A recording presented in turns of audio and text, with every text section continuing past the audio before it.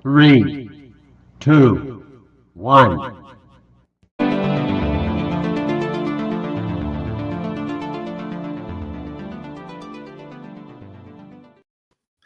Hello and happy Sunday week. Welcome to week 3 of the NFL season. We have made it. We got kick started as the Buffalo Bills beat the Miami Dolphins. Bills moved to 3-0. Dolphins moved to 0-3. And their woes seemingly continuing. But let us dive in for a Thursday night recap.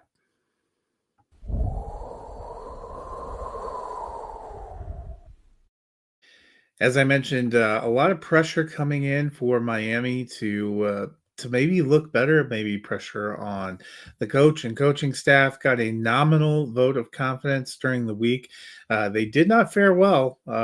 They lost pretty solidly. They have not won in Buffalo in a decade, and it did not look great offensively or defensively. Josh Allen, 3 more touchdowns, no interceptions. Didn't have a big day rushing, but a fine day passing. James Cook over 100 yards and a touchdown. Devon Achane looked good for the Miami Dolphins. He had 62 yards on the ground, caught 7 passes. Both Waddle and Tyreek Hill get into the end zone, but kind of nominal numbers, 5 for 49 for Tyreek, 5 for 39 for Jalen Waddle. Tua does toss 2 touchdowns, but only throws for 146 yards on 34 attempts and 22 completions. Also threw kind of a brutal interception down the line. Miami just doesn't have a lot of good energy. They kind of hung with the Bills in the first half. It was tied at 14 going in to halftime, but the Bills 17 second half points, only 7 for the Dolphins late in the fourth quarter. Can they get it turned around? Perhaps. I was not high on this team coming into the season. I've seen no reason to change that, so we will see how things go. Well, that's the game that's in the past. What about games you have to look forward to? Let's dive into games of the week. First up, this is how it goes. I always pick a game out of each of the windows. Early games, late games on Sunday. Sunday night football gets highlighted, and then a Monday night selection. Only one Monday night game again this week. And you have to remember, next week we kick off the international series, so games will start early, starting next Sunday, but not today. Today, the early window game I like. I don't see how you could go with anything other than the Eagles and the Rams. Both teams 2-0. The game is in Philadelphia. Both teams very strong. Were playoff teams last year. I think this is going to be one heck of a matchup, and this is the feature game for me in the early window. Late afternoon games: Denver Broncos at the Los Angeles Chargers. Broncos 1-1, could have easily been 2-0. Kind of controversial penalty at the end of the game in Indianapolis. Chargers are 2-0. They have already won 2 division games. This is their 3rd division game in a row to start the season. They would love to get the clean sweep and start 3-0. Sunday night football, 2 winless teams. That might not be surprising to hear of the Giants, who are 0-2, but making their home opener. But it is very surprising of Patrick Mahomes and the Kansas City Chiefs. They are also 0-2. And wait till we get to picks a little bit later, but I'm not locking in them getting a win tonight either. This one in New York, home opener. The Giants got that offense going pretty good last week. I'm curious to see how it goes. And then Monday Night Football, maybe one of the best matchups of the week, the 1-1 Detroit Lions at the 1-1 Baltimore Ravens. My heart says Detroit. My head says Baltimore's going to be tough to beat at home. Both these teams can score a lot of points. The Ravens' defense hasn't been that great this season either. So I think this one could be a lot of fun, could be a pretty wild game. Well, that is my games I want to see. What about players I want you to that I would put in my lineup or you wouldn't put in your lineup? Let's talk. Sit start.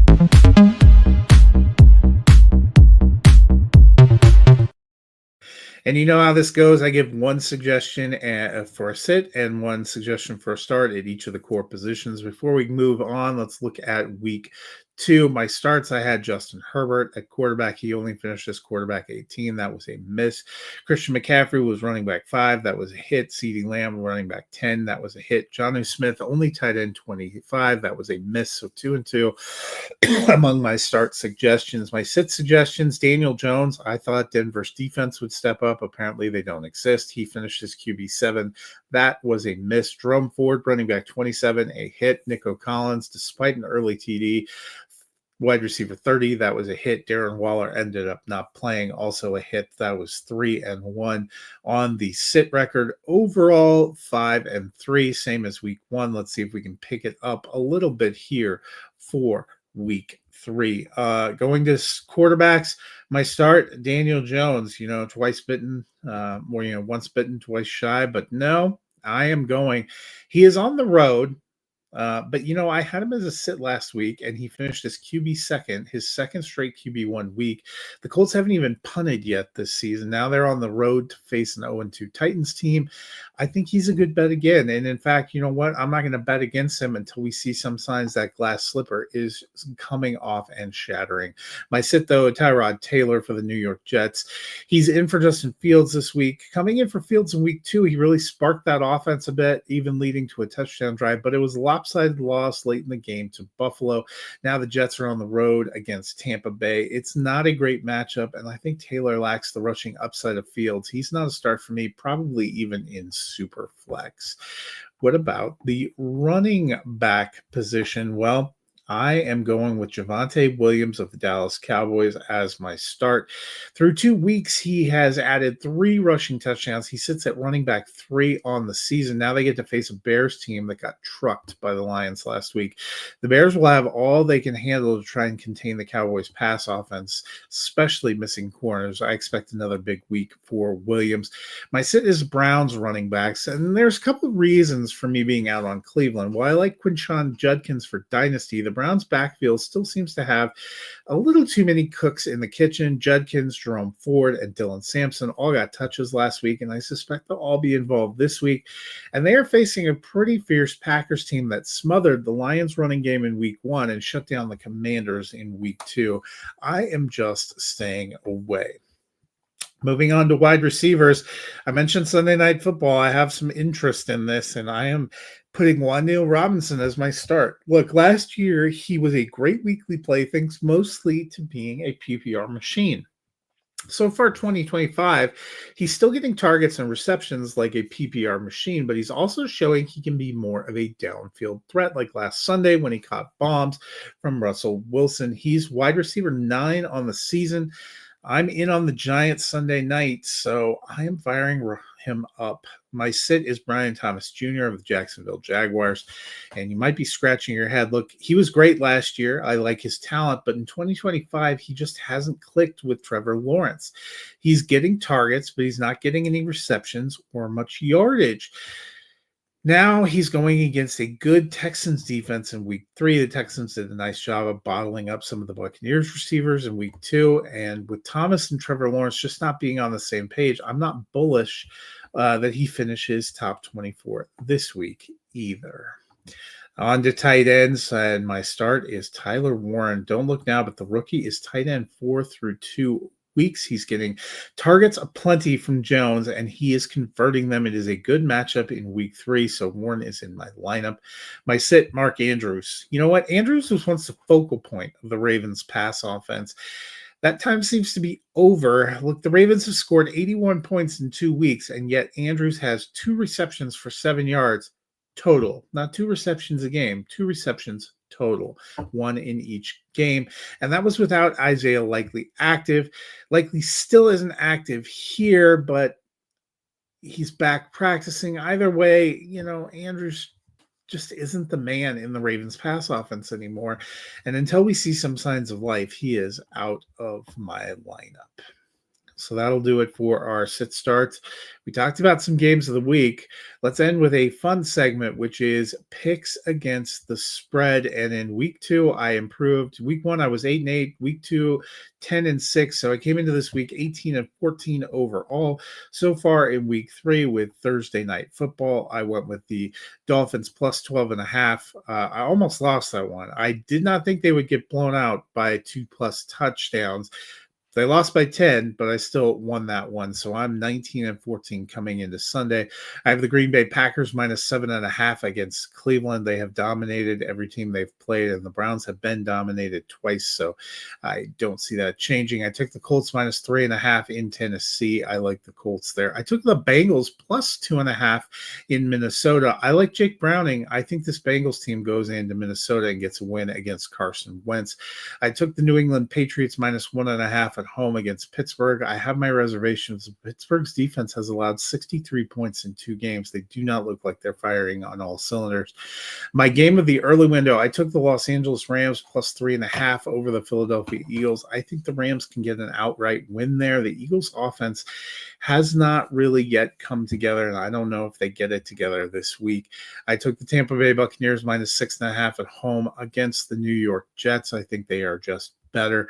I took the Washington Commanders minus 2.5 at home against the Las Vegas Raiders. This one has me nervous.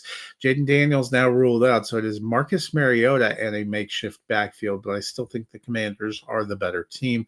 I took the Atlanta Falcons minus 5.5 on the road against the Carolina Panthers. We didn't see an offensive explosion last week from Atlanta, but they can run the ball, and they have one of the best running backs in the league, and Carolina has real weakness is rush defense.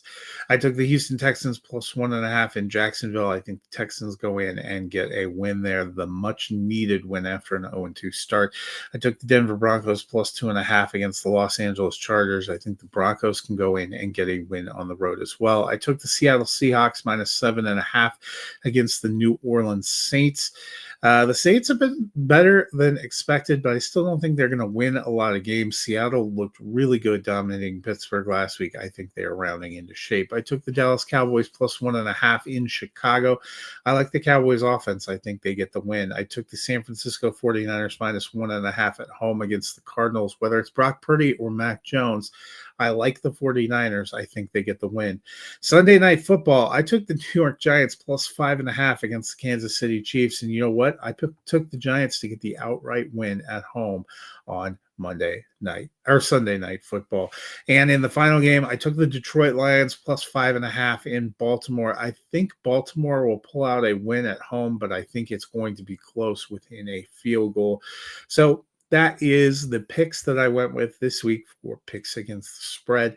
That'll do it for me in week 3 preview. Hope you guys are having a wonderful week. I hope you are excited about the week 3 slate. We'll be back next week, week 4, doing a preview as we abut the first international game of the season. That should be a lot of fun. The Minnesota Vikings will be out over across the pond. I believe they're playing Pittsburgh in Ireland next week. I believe that is the first of the international games. So a lot of fun. We'll look forward to seeing what happens. Until then, have a wonderful week.